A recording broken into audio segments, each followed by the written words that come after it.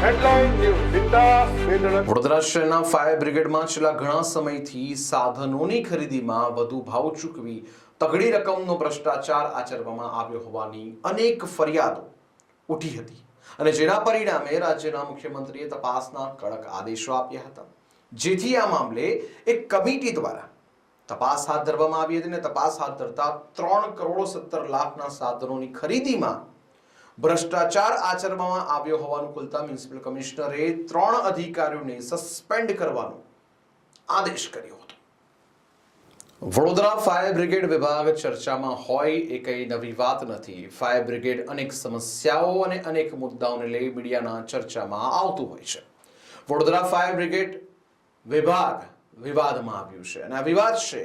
Fire બ્રિગેડના સાધનોની ખરીદીમાં વધુ ભાવ ચૂકવી તગડી રકમનો ભ્રષ્ટાચાર. જ્યારે આ મામલે રાજ્યના મુખ્યમંત્રીએ તપાસના કડક આદેશો આપ્યા હતા અને જેમાં મનોજ પાટીલે ગાદી સંભાળતા જ ફાયર વિભાગમાં જરૂરી સાધન સામગ્રી પાછળ ₹3,17,00,000 ખર્ચી કાઢવામાં આવ્યા હતા. જોકે આ ખરીદીમાં તગડી રકમનો ભ્રષ્ટાચાર થયો હોવાની ફરિયાદો ઉઠવા પામી હતી અને ફરિયાદ બાદ તપાસ કરાતા તપાસમાં 3.17 કરોડની સાધન ખરીદમાં ભ્રષ્ટાચાર થયો હોવાનું સ્પષ્ટ થતા મ્યુનિસિપલ કમિશનર અરુણ મહેશ બાબુએ વડોદરા ફાયર બ્રિગેડના chief fire officer Manoj Patil, deputy chief fire officer Naitik Bhatt અને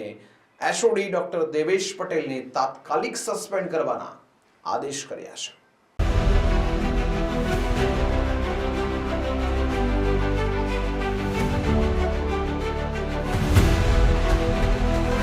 हर समस्या की